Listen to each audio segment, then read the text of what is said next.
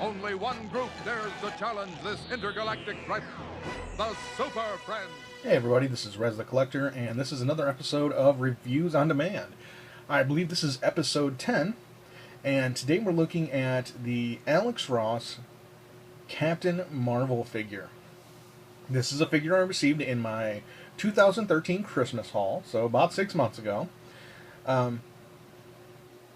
Hadn't got around to reviewing him. I wasn't sure if I was going to do it or not, but it was requested, so I'm going to go ahead and take a look at this guy. Now, like all of the figures in this set, he has little to no articulation. Well, first, let's just take a look at the figure as a whole. This is classic Captain Marvel. We've got the big golden lightning bolt on his chest. We've got the white cape with the little embroidery here on the side, which I always found to be very weird. Very nice cape. It is actually removable.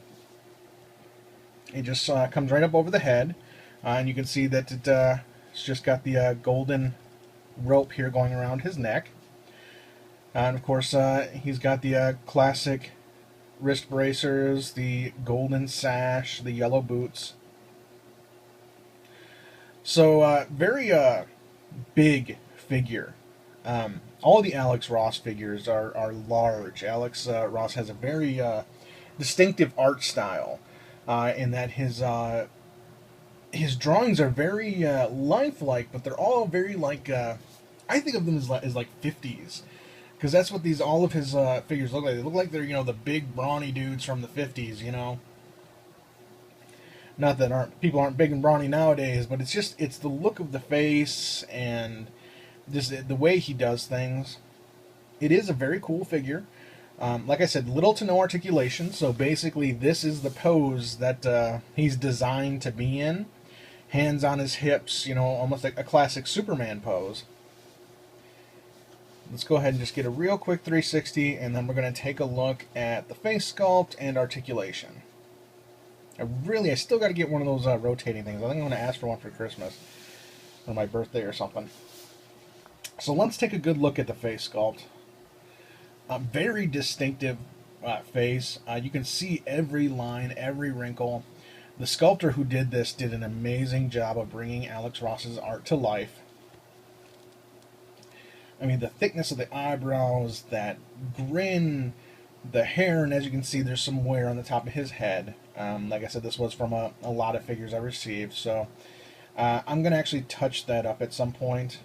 At some point here, I'm going to basically pull all of my figures that need a little bit of touch-up, and I'm going to spend a day doing that, just doing little touch-ups. I'm going to bust out my really fine liner brushes and just do touch-ups on figures, because I got a lot of figures where it's mostly hair, where there's a lot of wear that comes through. So I'll be doing that probably relatively soon, so that I can get it all done and have everything looking the way I want it to look. So like I said, incredibly awesome face sculpt there. I love the big lightning bolt on the chest. I loved how his costume is pinned up here. I really always wanted a 2-pack with the Billy Batson figure, and I know there is one. I'm pretty sure there is one, and Captain Marvel. But I'm really, really happy to have this Captain Marvel figure. The only other version I have is the New 52 Shazam, and I hate that they call him Shazam now. That's the Wizard. It's not the guy. The guy is Captain Marvel. He's been Captain Marvel since Fawcett Comics. Pretty sure it was Fawcett Comics. He lives in Fawcett City. Maybe it was Charleston. I don't know. I should probably do a little more research before I do these things, but you guys know me. Yeah. Let me grab the New 52 Shazam so we can get a good look. Now, I've actually just recently added something to my New 52 Shazam. I picked up the White Lantern Flash, and he has these cool little lightning effects. Well, the New 52 Shazam is very magic-based. This version of Captain Marvel was basically a Superman ripoff, and for the longest time, he couldn't be printed. DC, or what they called National at that point, actually took Fawcett, if I'm wrong again about the name, I'm sorry, to court and got them to stop printing Captain Marvel comics because they claimed and won in court that he was a ripoff of Superman. And then, of course, eventually DC ended up purchasing the rights and then started printing them on their own and introduced him to the DC Universe. Now, as I was saying, the New 52 Shazam, or Captain Marvel if you prefer, which I do, he's very more magic-based instead of being the tank that Superman is. I mean, he's still a tank, but he's got, powers beyond what was usually associated with Captain Marvel. And I took the lightning effects from the White Lantern Flash and added it on there, and personally, I think it looks badass. But that's just me. So I'm just going to back him up because we're really not doing a review on him. But I just wanted to show the differences between the classic and the updated version. You can see we still got the gold lining on the cape. We've still got the awesome lightning bolt, and I love the way they... Whoop. Haha, caught him. He still fell. Still one of my videos, but I caught him. Alright, well, I guess fate just was like, screw you. He's still going to fall. Alright. So back to this figure. We've taken a look at the sculpting, which is amazing. Let's take a look at the articulation that we do have.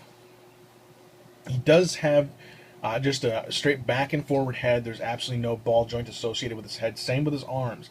No ball joint. We've just got up and down. We have a rotation at the elbow, but no elbow bend, which is kind of an odd choice. And then no rotation at the hands. So very little that we can do with the arms. Basically, we can move them out like this or in.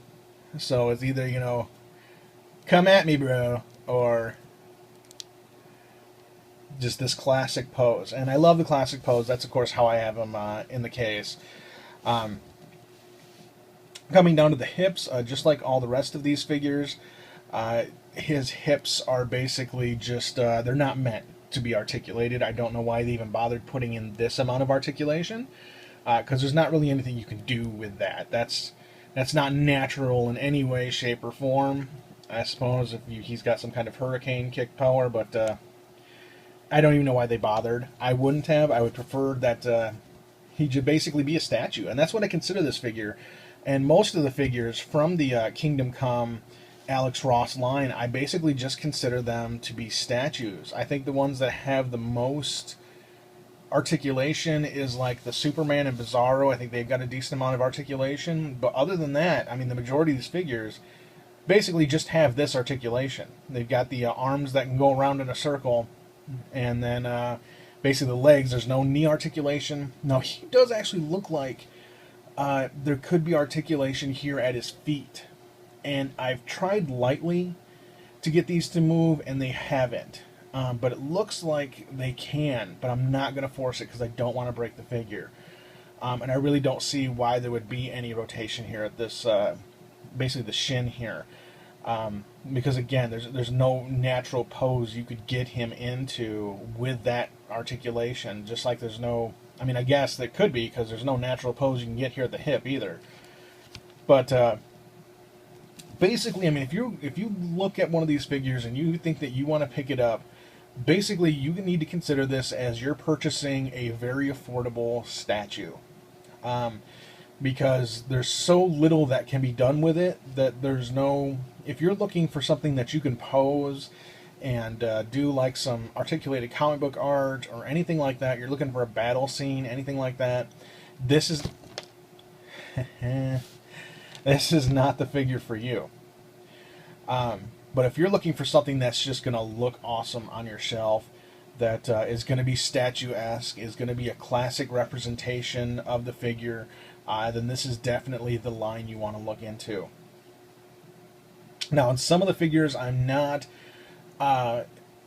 exactly happy with how thick they are. The one that I can name right off the top of my head is the Flash figure, not the Kingdom Come, but the standard Flash from the Justice series. Flash should not be thick in any way, shape, or form. I love the new 52 where he's a lot thinner, and that's the way he should be. There should be no thickness on that dude whatsoever. But with a character like Captain Marvel, like Superman, this fits perfectly. So let's just take one last quick look around. Take a look at his boots. Now, I don't have his stand, or I don't know if he came with anything else. I don't think that he did. If he did, I don't have it. But he stands pretty well, regardless of how many times you've seen him fall in this video. He stands pretty well on his own. He's pretty well balanced. So, don't really need a stand with this guy. I do have stands I could use with him, since I've got the risers in a lot of my cabinets. I've actually got a lot of leftover stands. As much as I used to complain about stands, I've got like a stack of them now I'm not using. But of course, I may use them at some point, so I'm not going to like get rid of them or anything. But there you go, guys. This was Reviews on Demand, episode number 10. Again, if there's anything you guys see in my collection that I have not reviewed, or even something I reviewed that you thought I did a shitty job and you'd like to see closer, go ahead and let me know. I'd be happy to take another look at it. Or to take a look at it in the first place. But again, I always want to thank you guys for watching. This is Rez the Collector. Please rate, comment, and subscribe. And you guys have a nice day.